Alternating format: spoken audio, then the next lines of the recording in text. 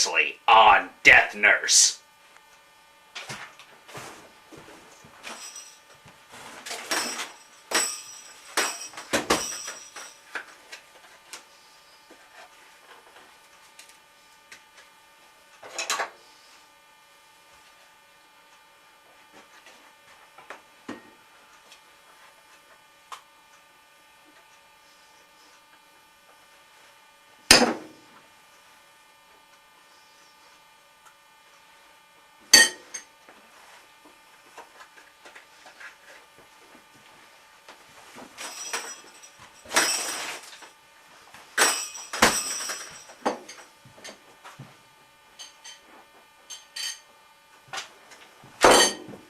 Pretty much.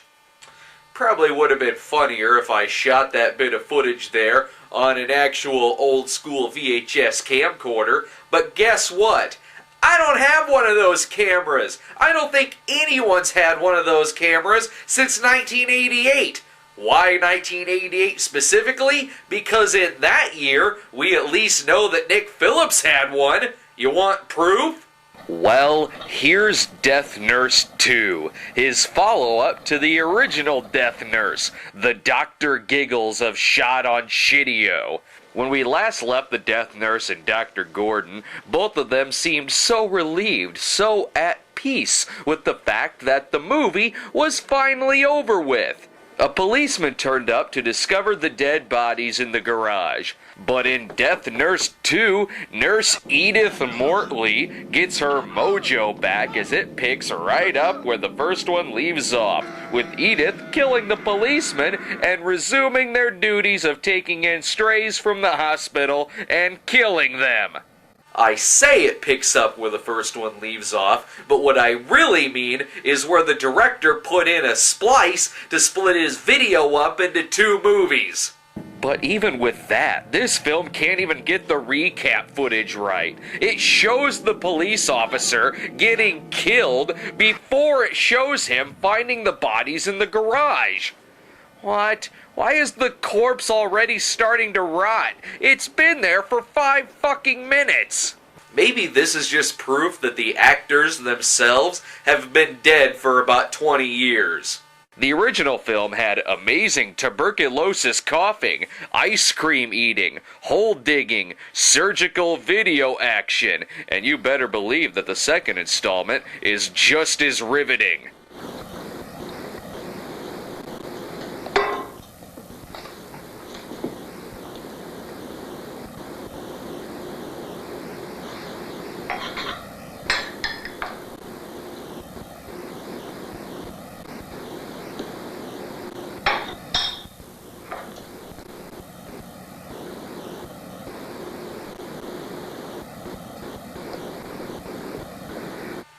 That scene was fucking intense. I almost felt that I myself was gonna burn my lip. Oh, not because of this tea, but because I was seriously considering lighting myself on fire. I will hand it to this movie, though. It's the first Nick Phillips movie I've seen in a while that doesn't reuse the opening credits footage from his 1975 film Criminally Insane. I guess he figured out how to use the text buttons on his giant RCA brick. Or maybe it's just that he used those credits so much that the film finally wore out and dissolved. I wouldn't put it past him to just insert a credit sequence from another movie.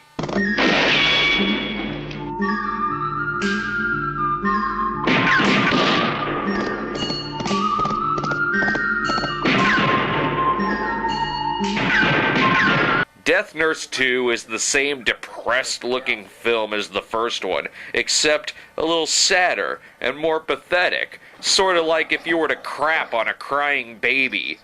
A social services worker named Sawyer is put in charge of the hospital. Sawyer, huh? There's a joke in that. I'll think of it later. Patients are sent to Nurse Edith's home care, where she promptly kills them with a meat cleaver. In the first one, Edith assisted the doctor in his amateur death procedures, but in this one, I don't know, it just doesn't seem like the actor's heart is in this material anymore. That was County. They've got another alky for us. Good. Christ, this guy makes Tony Cardoza look like Sam Kinison. The stock footage rats make a return in this film, as it all fits in with Nurse Edith's plan to remove the dead bodies. It's good business, Gordon. The patients eat the rats, and then the rats eat the patients. What? That doesn't make any fucking sense. Even if the people eat the rats, and the rats eat the people, eventually you're still gonna run out of fucking rats. Right away, we're introduced to new characters in the series, including this homeless woman named Brownie. Wait a minute. That's the fucking David Lynch-looking woman from the first film. He's reusing his actors? There were at the most only about 5 people in Death Nurse. Are you seriously telling me that this director doesn't have more than 5 fucking friends?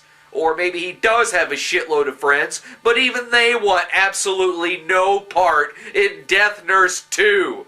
So Brownie is a crazy old homeless woman who probably spends most of her days waiting for Macaulay Culkin to give her a turtle dove. The social services worker snatches her up to get her some help, even though she pulls a fucking knife on him. And this is only the first 6 minutes of the film. Gotta say, I've heard of Chekhov's gun, but not Chekhov's knife. Also, there's some weird background sound going on through most of this scene. I can't tell exactly what it is, but it sounds a tad bit like someone off camera tearing up the script. But then, after a jump cut, the sound goes away, which means that obstructionist noise was really there on the set, and the director couldn't find a less noisy, empty parking lot. Sawyer drops Brownie off at Nurse Ethel's hospital. She's got a few things in that bag that she shouldn't have.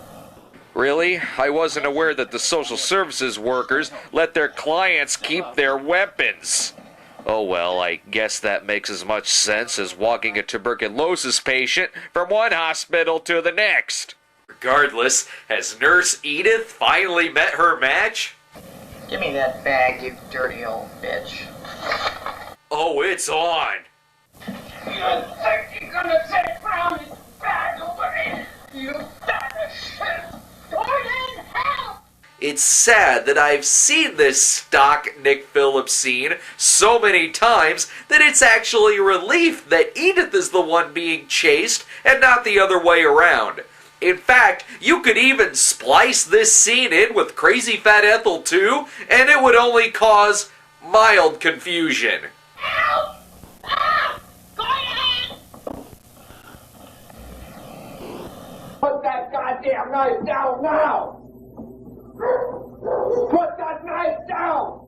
Speaking of Crazy Fat Ethel 2 and other movies that use footage from Criminally Insane, what's this one like on the stock footage department?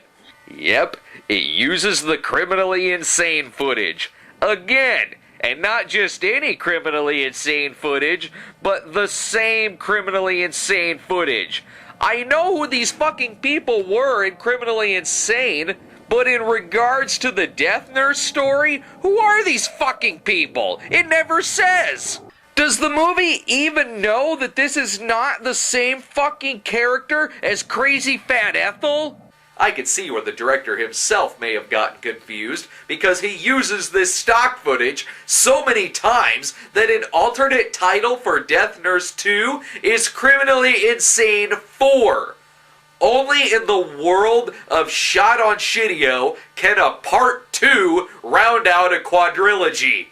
And by the way, there were more scenes in Criminally Insane than just this bedroom scene. For God's sakes, dream about another scene. In fact, if she wants to dream about scenes from a movie that has nothing to do with Death Nurse, then for fuck's sake, dream about something good.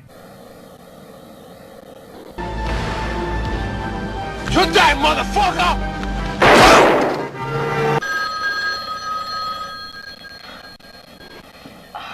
Actually, she does start dreaming about different cuts from Criminally Insane, but they're all made to look like some high school student's music video. I've seen Criminally Insane. It's not that artsy looking. What I love too is that as the movie goes on, it seems to reuse the footage of her sleeping on the couch and having her flashbacks. So, in effect, the footage of her dreaming about the stock footage has itself become stock footage. After Nurse Edith kills Brownie, she blames the social worker for not letting her in on the fact that the homeless woman carries a large knife. So you got conned by a man named Sawyer. Surprise, surprise, Nurse Ratched. There you go. There's a Sawyer joke. We move on to some other characters who... What? Oh, come on! Another one of the same fucking actresses again? I don't know where you shot this, but I'm sure there's more than one old lady that you could have used. I'm Charity Chandler, and I'd like to have a word with you about my sister, Faith Chandler. Your sister? Oh, so she's the twin sister of the eye candy from the first film. That's fucking ridiculous. But don't take my word for it. Ask my twin brother. Oh yes, that is quite lame. See? And by the way, I don't actually have a twin brother. That was me playing that character. I'm just proving a point that surprise twin subplots are fucking stupid. There's gotta be someone else in here to liven things up. Where's that fucking doctor? Where the hell have you been? I took a nap. Oh, for the love of Christ, will someone put him out of his misery already? There, he'll thank you in the afterlife. Wait a minute, he lives? If ever I've seen an actor who just wants his character to die, it's this fucking guy. Oh, that's why he isn't dying. The weapons are plastic, and they're only lightly tapping his body. Well, that figures. I can't expect much else out of a movie that can't even overlay its screams.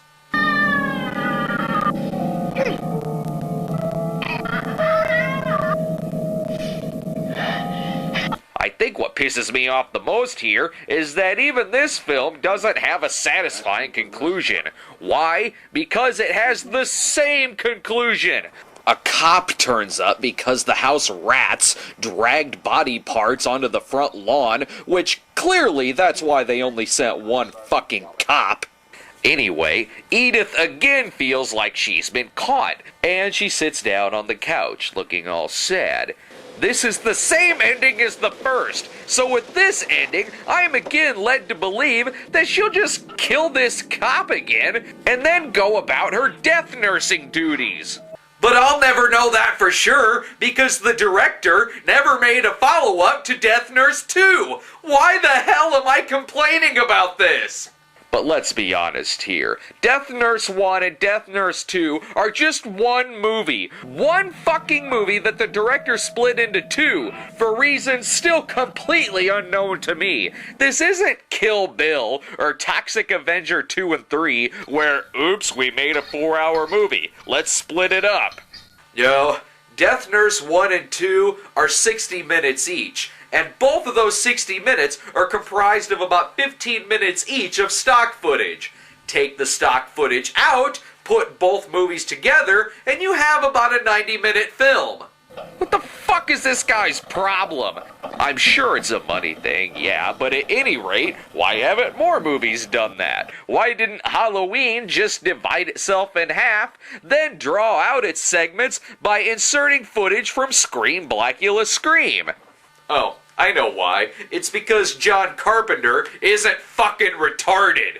By the way, I was wrong. The stock credits turn up at the end this time. Bravo! You've bookended your late 80s series with 1975 credits. This marked the end of Phillips' 80s shot-on-shitio career, which included other movies like Dr. Bloodbath and Cemetery Sisters, which itself used stock footage from Phillips' own Satan's Black Wedding. Nurse Edith herself, Priscilla Alden, turned up a couple of times here and there, mainly just playing bit parts in movies, which, other than in the Nick Phillips movies, is what she did most of her career, from appearing in mainstream stuff like 9 Months to obscure 70s porno flicks like the Mitchell Brothers' Sodom and Gomorrah. Whoa, what? No, no. No, no, no, no, no. No, no. No, no, no, no, no, no, no, no, no, no, no, no, no. Socialism has colonies enslaved. Gosh,